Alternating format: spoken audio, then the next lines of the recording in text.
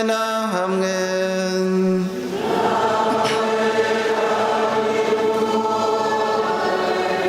Amagambo yo mu ivanjiri ntagatifu uko yanditswe na Matayo.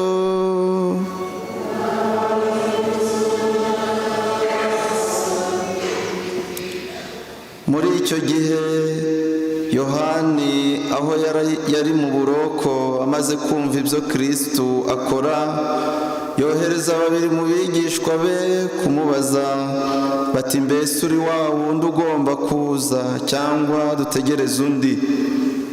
Yezu arabasubiza ati, nimugende mutekerereze Yohani ibyo mwumva n'ibyo mubona. Impumyi zirabona, abacumbagira baragenda, ababembe barakira, ibipfamatwi birumva, abapfuye barazuka, n'abakene barigishwa inkuru nziza. Hahirwa utazagushwa n'ibyo nkora. Izo ntumwa zitirimutse, Yezu abwira rubanda ibya Yohani ati, mwagiye kureba iki mu butayu? Rubingo se ruhungabanywa n'umuyaga? Mwagiye kureba iki? Umuntu se wambaye imyenda y'agatangaza? Abambaye iy'agatangaza se ko batuye mu ngoro z'abami? Nk'ubwo se mwagiye kureba iki? Umuhanuzi se? Koko rero ndabibabwiye, ndetse atambutse umuhanuzi. Niwe banditseho ngo, dore nohereje intumwa yanjye imbere yawe kugira ngo izagutegurire inzira. Ndababwira ukuri, mu bana babyawe n'abagore ntihigeze kuboneka uruta Yohani Batista, nyamara umuto mu ngoma y'ijuru aramuruta. Iyo ni ivanjiri ntagatifu.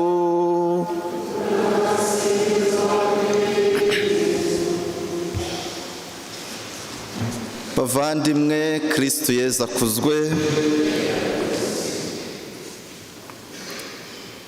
Nimukomere mwoye gutinya, dore Imana yanyu iraje ubwayo kubakiza.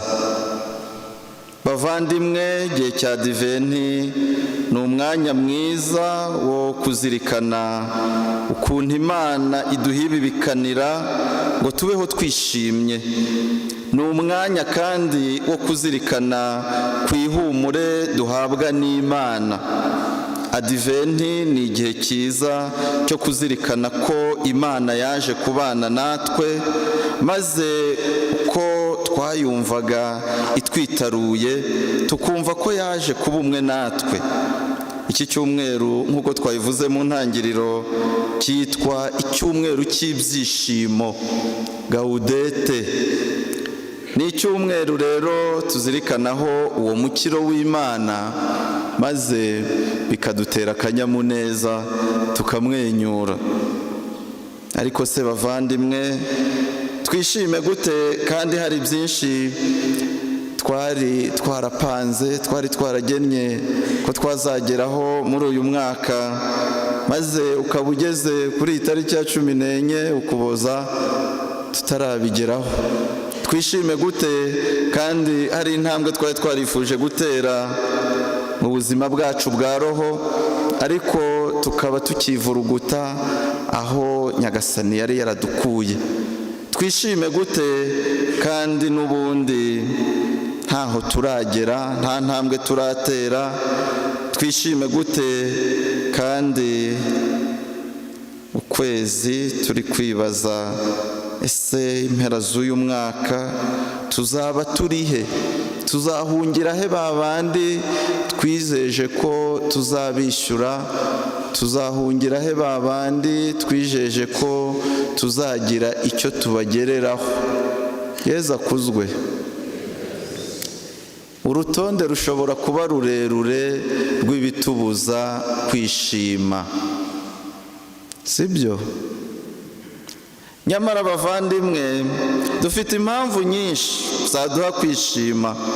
Mu by'ukuri, mu isomo rya mbere ubuhanuzi Izayi atugejejeho uraduhamiriza nta makemwa k'uwo mwami dutegereje waje,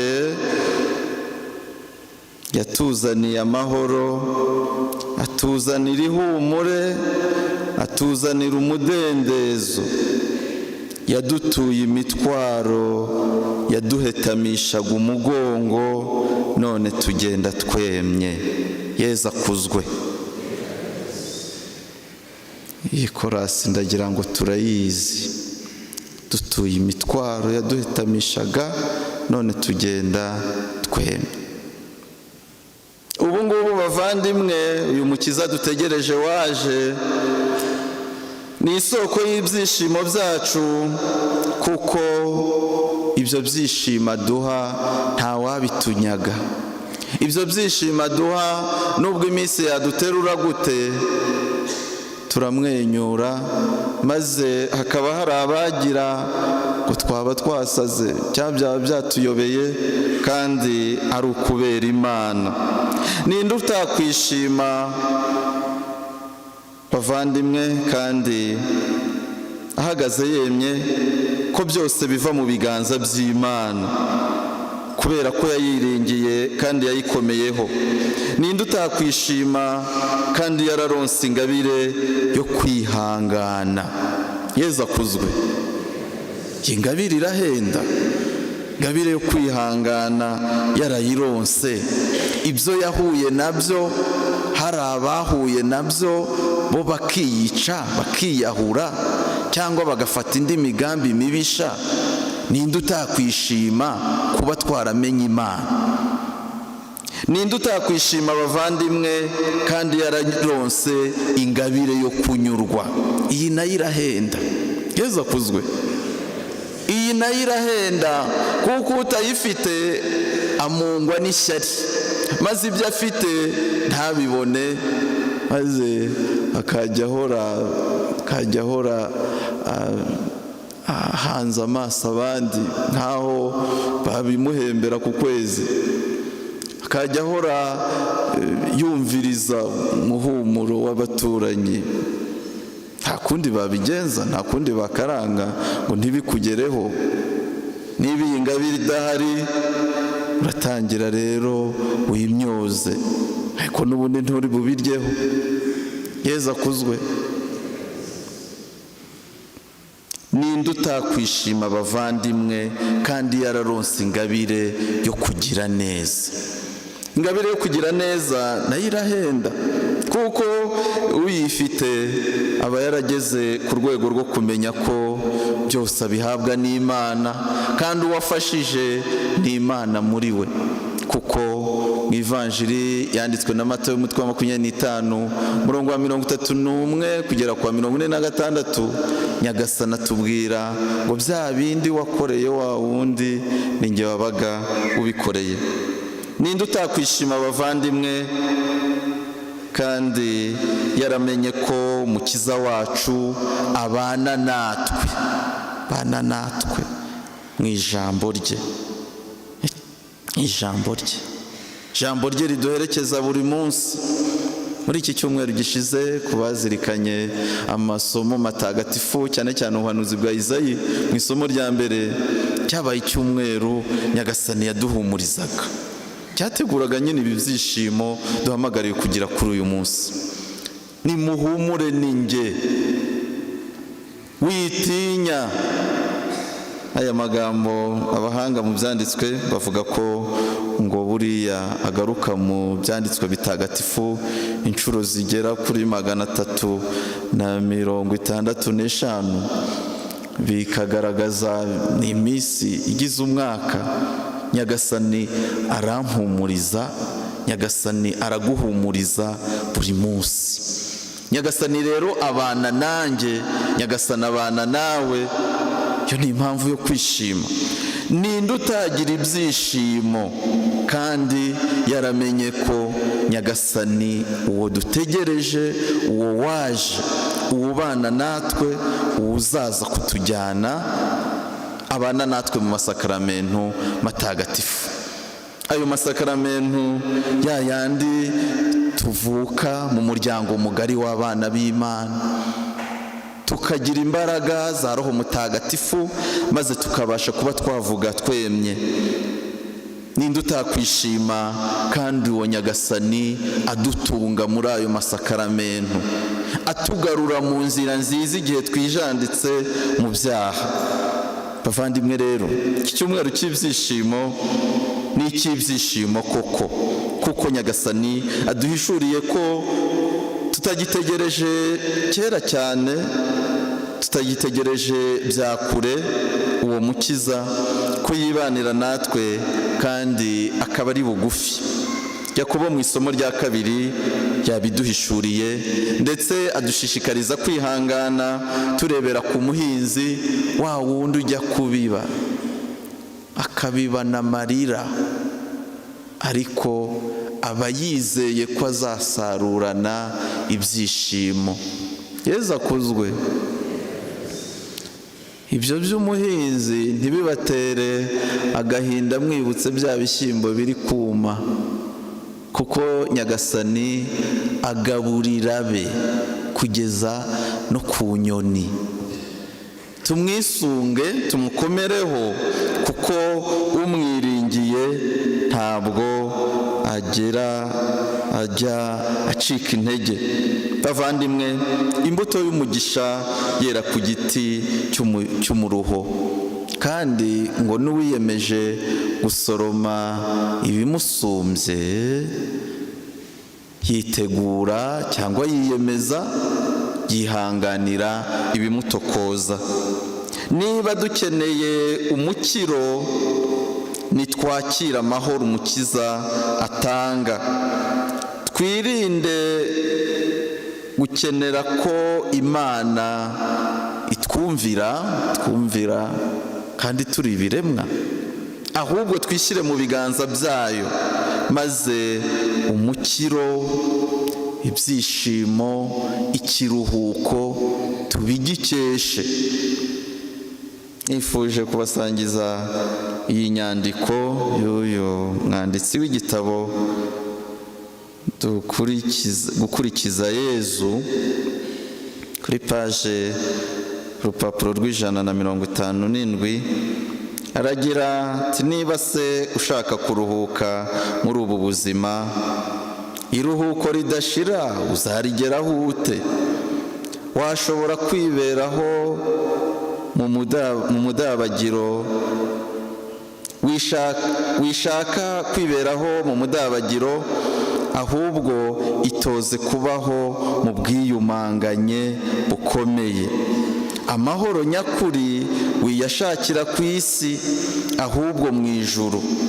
Ntukayashakire mu bantu cyangwa mu kindi kiremwa, ahubwo mu Mana honyine. Ugomba kwihanganira byose wishimye, kubera urukundo ufitiye Imana. Imirimo, akababaro, ibigeragezo, itotezwa, agahinda, inzara, inyota, ubumuga, ibitutsi, kuvugwa nabi, gucyahwa, gucishwa bugufi, ikimwaro, gukosorwa, agasuzuguro, byose urakabyihanganira kubera Imana. Yezu akuzwe. Umukiro dushaka ni uw'umukiza, n'ibyishimo aduha rero ni ibye kandi biraharanirwa. Dusaba Imana muri igitambo cy'Ukarisitiya kugira ngo ntiducike intege. Mu Ivanjiri twumvise Yohani Batista aratuma 2 mu bigishwa be, ariko uko avuga birimo ibintu bibiri. Arashidikanya kuri Yezu, kandi arumvikana nk'uwacitse intege. Bavandimwe, natwe bitubaho ko dushidikanya igihe dusumbirijwe, ariko birakwiye ko dusanga Yezu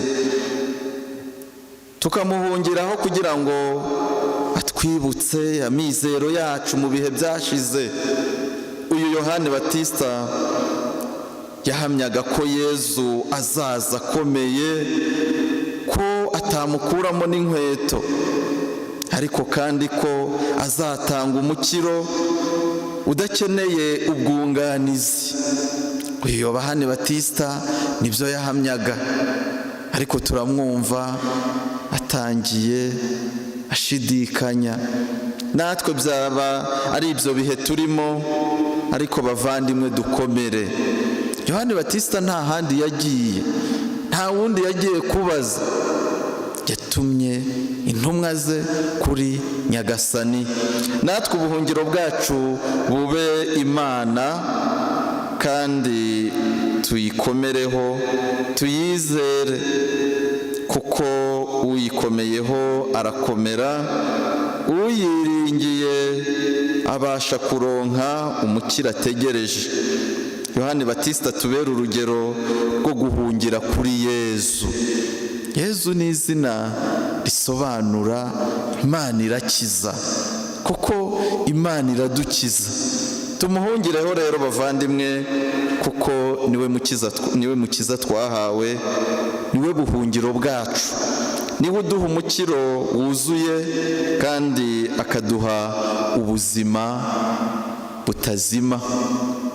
tumwisunge muri igitambo cy'Ukarisitiya, tumusabe kugira ngo uko duhura nawe Ukarisitiya ntagatifu atwigaragarize, kandi nubwo byatinda nituronka ingabire yo kwihangana bitubera impamvu yo kumushimira, kuko hari abanze kuyakira maze bakicira inzira ku buryo bunyuranye. Saba Imana kandi dukomeza kuzirikana ko iyo twiciye kumukiza ntabwo byatugwa amahoro, ntabwo twabironkamo umugisha, nta nubwo twabironkamo ibyishimo.